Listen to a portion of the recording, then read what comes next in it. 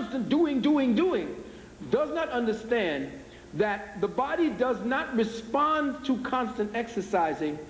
It responds more to rest. And a body, check it, a body, you do not know the power inherent in a body until you see it, the power being exhausted by an activity.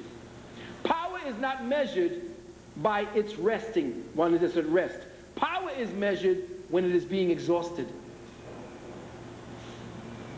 So people in Western society, because our system is so polluted and hyperactivated, in order to bring you into a space of rest and balance, you hyperactivate beyond the hyperactivation. So a person whose inner body is not stable needs to super exercise in order to bring stability. Whereas you see the African peoples, long, powerful, and lean. What do all out in the Serengeti? You don't see them running up 10, 20 miles up inside a mountain. Powerful, lean, just standing there like that for hours.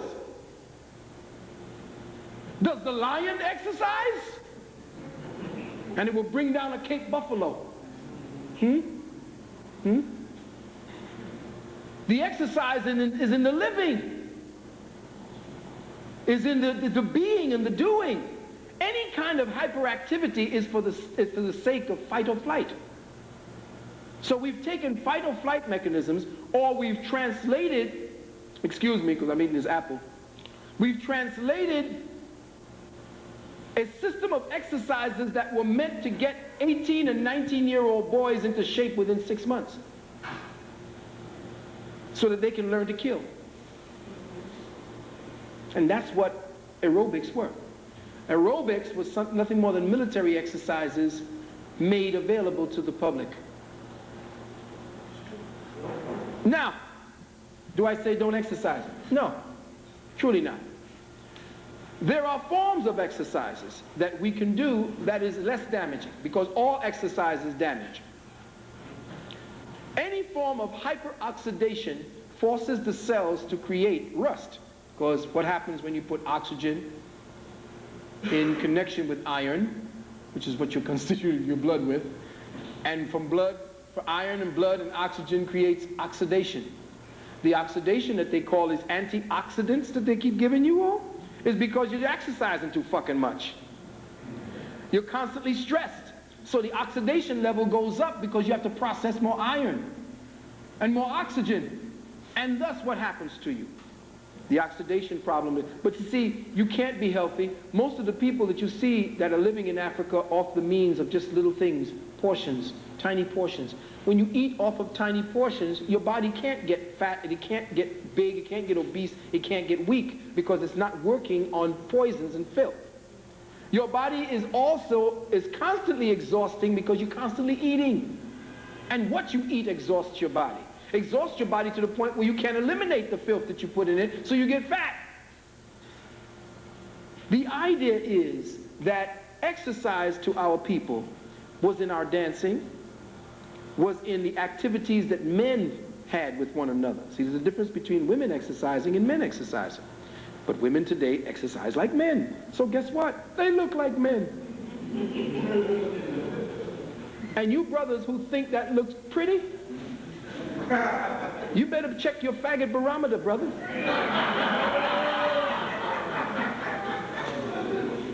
Because I don't want no woman doing all of this shit at the side of the bed before they get into bed with me.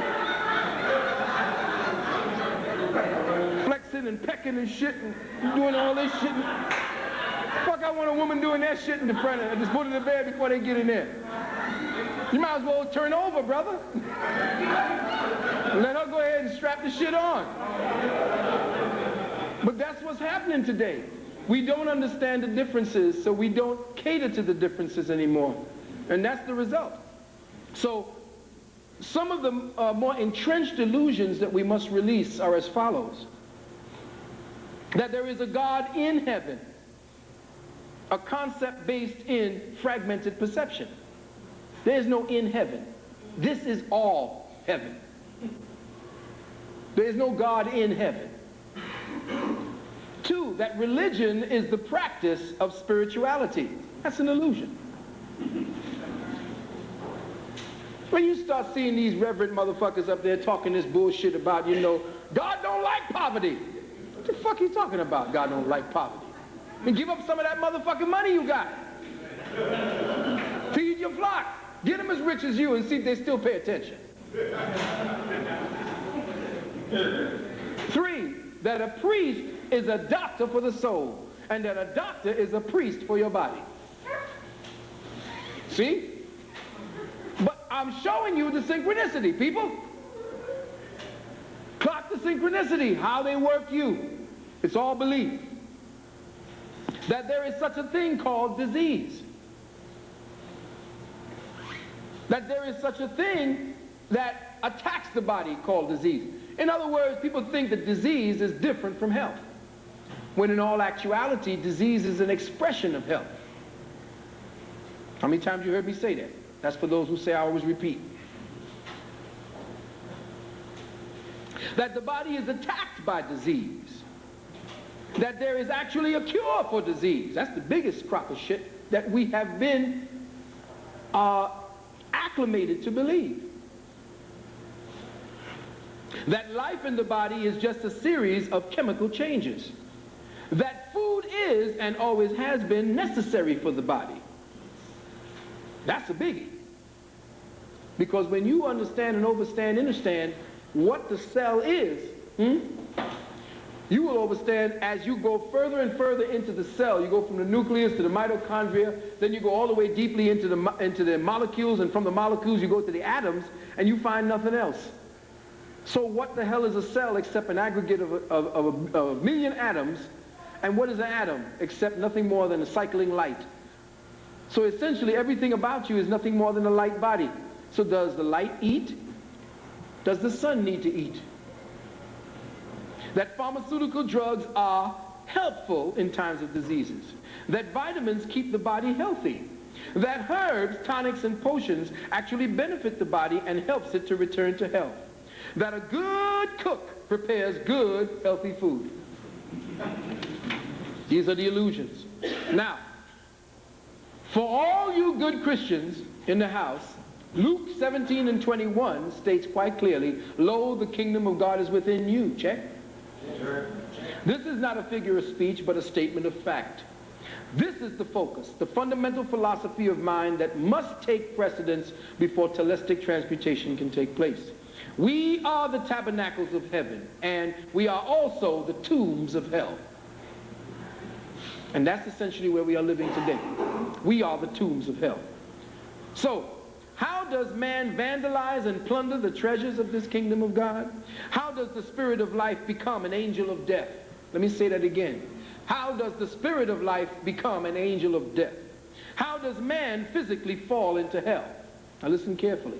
All physical and corporeal life forms first show up as protoplasm. Proto means first, plasm simply means formative substance. This substance of a gel-like quality is indefinable. It has no organs, and it's living matter. And even though it is alive, it is not life, because you have both dead protoplasm and you have living protoplasm.